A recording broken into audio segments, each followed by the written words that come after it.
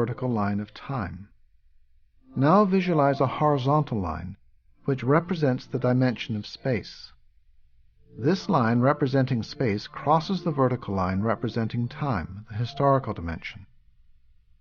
In space, we see other living beings on the planet Earth: men, women, children, elderly people, animals of every species, trees, plants, minerals.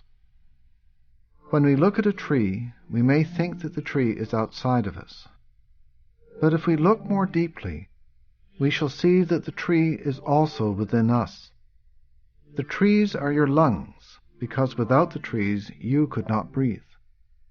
The trees create the oxygen, which is now part of my body, and I create the carbon dioxide, which is now part of the tree.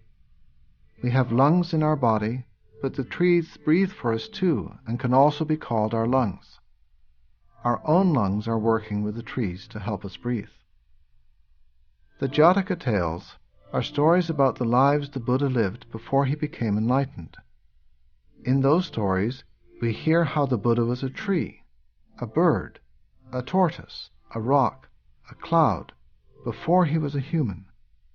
We too, before manifesting in human form, were trees, one-celled animals, large animals, clouds, forests, rocks. It is not difficult to see in the light of scientific evolution. Matter is neither created nor destroyed. It can change into energy, and energy can change back into matter, but it won't be destroyed. We have always been a part of everything else, and everything else has always been a part of us. We have all been trees, roses, and animals. We still are trees at this moment. Look deeply at yourself, and you see the tree, the cloud, the rose, and the squirrel in you. You cannot take them out of yourself. You cannot take the cloud out of you because you are made of 70% water. The continuation of the cloud is rain. The continuation of rain is the river. The continuation of the river is the water you drink in order to survive. If you take the continuation of the cloud out of you, you cannot continue.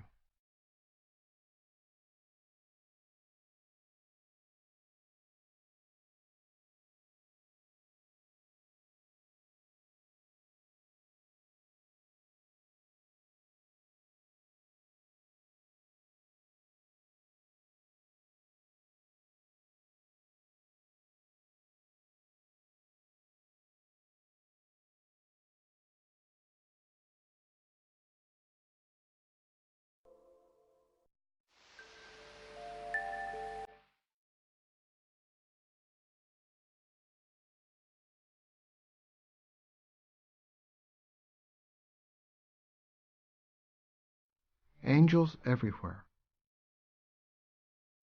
Looking deeply into the dimension of space, we will also see all the enlightened beings, all the great beings, the bodhisattvas. We will see God. Look hard, and you will see bodhisattvas everywhere. You will see men and women who have compassion and who do everything they can to help and protect humanity. In Plum Village, we practice evoking the names of bodhisattvas, such as Avalokiteshvara, the bodhisattva of deep listening, Samantabhadra, the bodhisattva of great action, Manjushri, the bodhisattva of great understanding, Kshitigarbha, the bodhisattva who always goes to the darkest places where suffering is unbearable to help all people. These are the bodhisattvas we know about because their stories have been passed down to us. There are also countless unknown bodhisattvas everywhere, whose work expresses their love, compassion, and deep commitment to the world. Their hearts are full of love, and they are not interested in consuming many things. They want to live simply in order to have time and energy to support others. They are everywhere. I know a bodhisattva who lives in Holland. Her name is Hebe. During World War II, she helped 20,000 Jews escape the Holocaust. I do not know how she did it. Looking at her, you see that she is very small and she only has 2 hands. I met her and worked with her when she was helping with Vietnamese war orphans. There are also bodhisattvas who do not seem to be very active. but they are very calm and kind, and their presence inspires us with love, understanding, and tolerance. There are countless bodhisattvas like that in the world.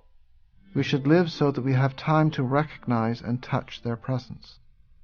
Bodhisattvas are not gods or figures from the past. They are living around you in flesh and blood. They have much energy, understanding, and compassion, and we can benefit from being near them. Great beings, bodhisattvas, cannot be recognized by their outer appearance. Sometimes they are small children who bring us much joy. Our own children and our friends are bodhisattvas. Sometimes they make us suffer, but they also help us to grow in love and understanding. The bodhisattvas never grow weary of the suffering around them and never give up. They are the ones who give us the courage to live. Kshitigarbha, who goes into the darkest places to help all beings, is not just one person. He has so many manifestations in all the different hell realms which we can find right in this world. Sadaparibhuta, the bodhisattva, who says, "I would never dare to despise anyone," is also everywhere. Even if someone does not seem to have the ability to be awakened, he sees that within everyone there is that capacity. Sadaparibhuta helps everyone to have self-confidence and remove any feelings of inferiority. This kind of complex paralyzes people. Sadaparibhuta's specialty is to be in touch with and water the seeds of the awakened mind or the mind of love in us. This bodhisattva is not just a person in the Lotus Sutra, but can be found right here in our society in many different guises. We have to recognize the bodhisattva Sadaparibhuta, who is around us in flesh and bones. Manjushri is the bodhisattva who has understanding. Someone who can understand us can make us infinitely happy. Manjushri is able to see our suffering and our difficulties and never blames or punishes us.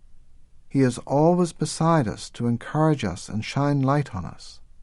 Manjushri is not a legendary figure, but is present around us in many guises, sometimes as a younger sister or brother or nephew or niece. We do not worship imaginary or mythological figures. Bodhisattvas are not figures from the past living up in the clouds. The bodhisattvas are real people who are filled with love and determination.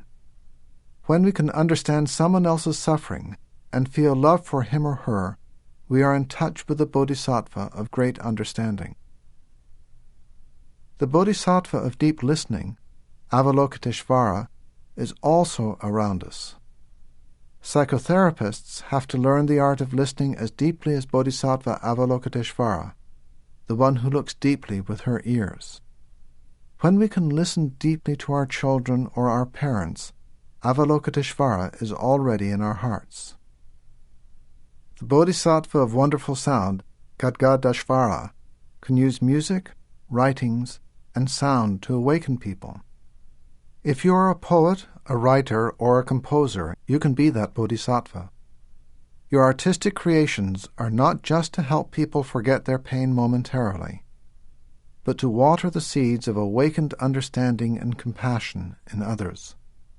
Among us are many writers, poets, and composers who are using the wonderful ocean of sound to serve the way of understanding and love by making the Dharma doors, which the Buddha taught, more accessible. That is the meaning of one of the aspirations of Samantabhadra.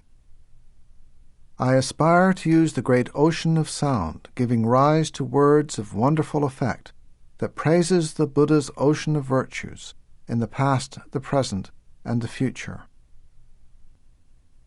When you touch the earth, you connect with the great beings because they are a part of the earth and a part of you. Living in today's world, it is easy to become the victim of despair. You must protect yourself. The best way is to be in touch with bodhisattvas that are active in compassion and love. We should be in touch with Buddhas and bodhisattvas here today, in the present moment, and not just light incense and pray to them. When we are truly in touch with them, we have much energy by seeing that they are in us and that we are their continuation, not only in time, but also in space. We are one of the arms of these bodhisattvas. Our arm can stretch very far, over thousands of miles. Our arms can reach the darkest places on earth. We have friends everywhere who are our arms, and we can be their arms also. Awakened understanding is the practitioner's only career, is a quotation from the Sutra on the 8 Realizations of Great Beings. All other careers are not really worth following. No honors or fame can be compared with the awakened understanding that we have when we practice stopping and looking deeply into the nature of things. When, through understanding, we cease to be angry, we are already manifesting the seed of great understanding from within us. Let us live in such a way that bodhisattvas may manifest within us. Let us be bodhisattvas right now by the way we speak and act. Do not think that you will be a bodhisattva later on this evening. Evoking the names of the bodhisattvas of deep listening, great understanding, great action, and great aspiration, and being in touch with the qualities of these bodhisattvas